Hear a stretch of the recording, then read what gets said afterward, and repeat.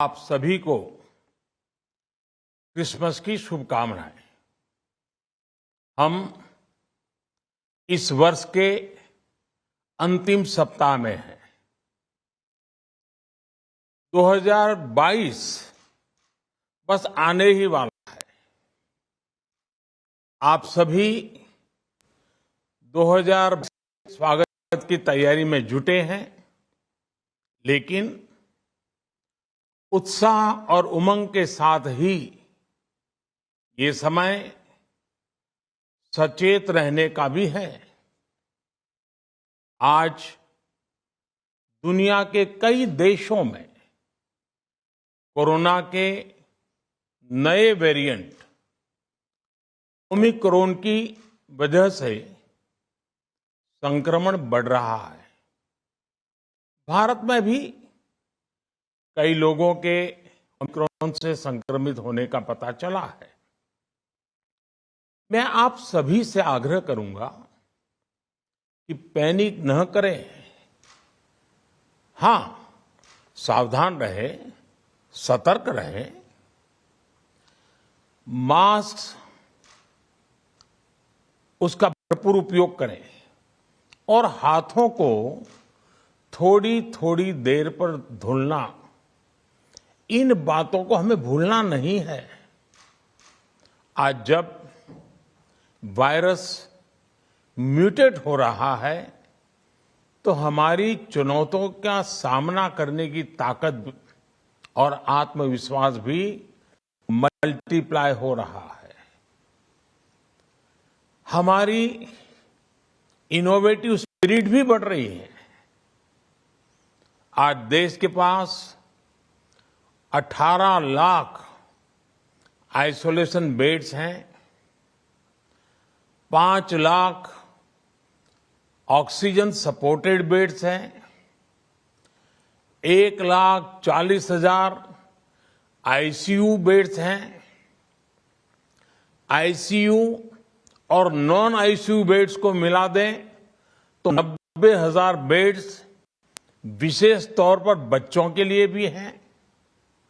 आज देश में 3,000 से ज्यादा पीएसए ऑक्सीजन प्लांट्स काम कर रहे हैं।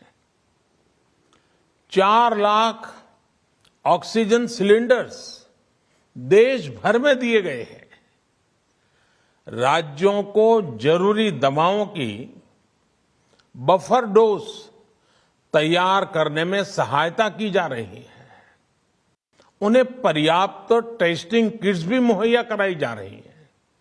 साथियों, कोरोना वैश्विक महामारी से लड़ाई का अब तक का अनुभव यही बताता है कि व्यक्तिगत स्तर पर सभी दिशा निर्देशों का पालन कोरोना से मुकाबले का बहुत बड़ा हथियार है। और दूसरा हथियार है वैक्सीनेशन।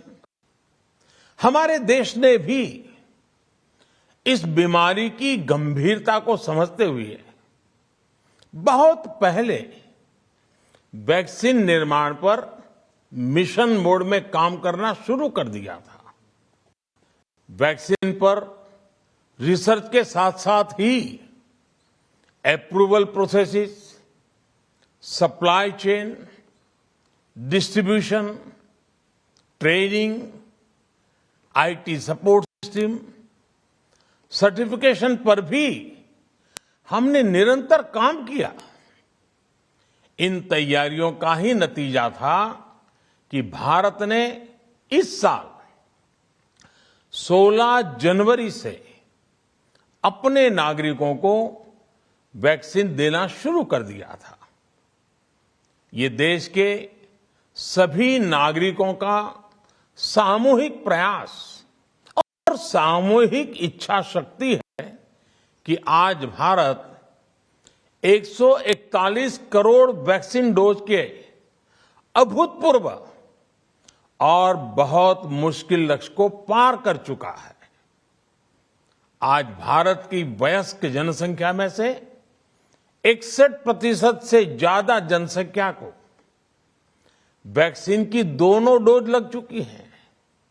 इसी तरह वयस्क जनसंख्या में से लगभग 90% लोगों को वैक्सीन की एक डोज लगाई जा चुकी है।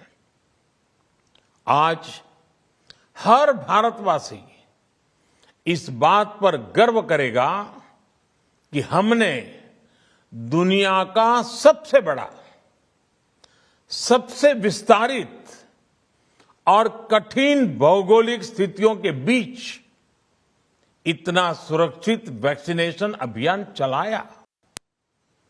कई राज्य और विशेष तौर से टूरिज्म की दृष्टि से महत्वपूर्ण राज्य जैसे गोवा, उत्तराखंड, हिमाचल जैसे राज्यों ने 100% सिंगल डोज वैक्सीनेशन का लक्ष्य हासिल कर लिया है।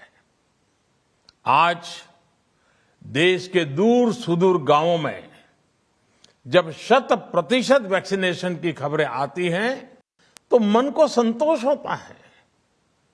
यह प्रमाण है हमारे हेल्थ सिस्टम की मजबूती का, हमारी टीम डिलीवरी का,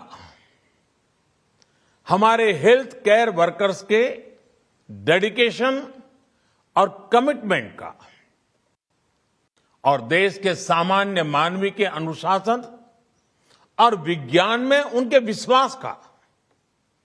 हमारे देश में जल्दी ही नेजल वैक्सीन और दुनिया की पहली डीएनए वैक्सीन भी शुरू होगी।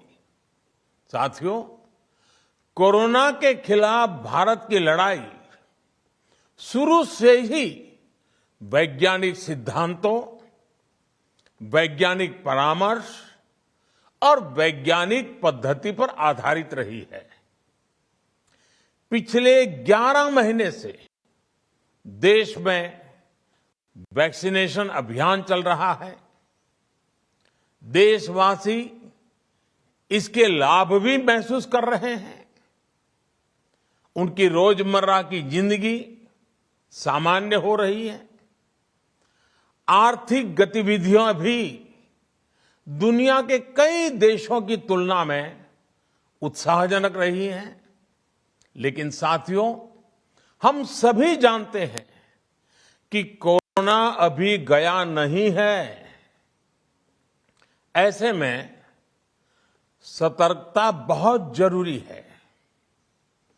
देश को सुरक्षित रखने के लिए, देशवासियों को सुरक्षित रखने के लिए हमने निरंतर काम किया है।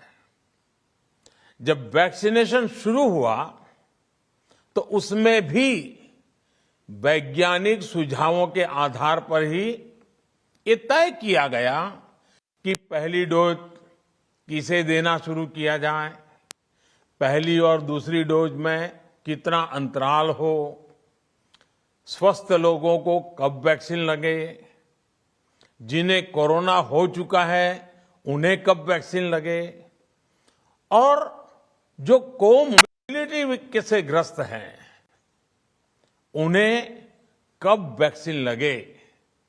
ऐसे निर्णय लगातार किए गए और ये परिस्थितियों को संभालने में काफी मददगार भी साबित हुए हैं।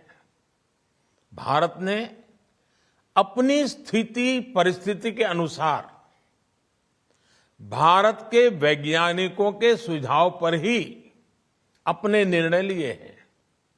वर्तमान में ओमिक्रॉन की चर्चा जोरों पर चल रही है। विश्व में इसके अनुभव भी अलग अलग है, अनुमान भी अलग अलग है। भारत के वैज्ञानिक भी इस पर पूरी बारीकी से नजर रखे हुए हैं, इस पर काम कर रहे हैं। हमारे वैक्सीनेशन को आज जब 11 महीने पूरे हो चुके हैं तो सारी चीजों का वैज्ञानिकों ने जो अध्ययन किया है और विश्व भर के अनुभवों को देखते हुए आज कुछ निर्णय लिए गए हैं। अटल जी का जन्मदिन भी है, क्रिसमस का त्योहार भी है, तो मुझे लगा कि इस निर्णय को आप सबके साथ साझा करना चाहिए। साथियों, 15 साल से 18 साल की आयु के बीच के जो बच्चे हैं, अब उनके लिए देश में वैक्सीनेशन प्रारंभ होगा। 2022 में 3 जनवरी को सोमवार के दिन से इसकी शुरुआत की जाएगी। ये फैसला कोरोना के खिलाफ देश की लड़ाई को तो मजबूत करेगा ही, स्कूल कॉलेजों में जा रहे हमारे बच्चों की और उनके माता पिता की चिंता भी कम करेगा। साथियों, हम सबका अनुभव है कि जो कोरोना वॉरियर्स हैं, हेल्थ केयर और फ्रंटलाइन वर्कर्स हैं, इस लड़ाई में देश को सुरक्षित रखने में उनका बहुत बड़ा योगदान है। वो आज भी कोरोना के मरीजों की सेवा में अपना बहुत समय बिताते हैं। इसलिए प्रिकॉशन की दृष्टि से सरकार ने निर्णय लिया है कि हेल्थ केयर और फ्रंटलाइन वर्कर्स को वैक्सीन की प्रिकॉशन डोज भी प्रारंभ की जाए। इसकी शुरुआत 2022 में 10 जनवरी सोमवार के दिन से की जाएगी।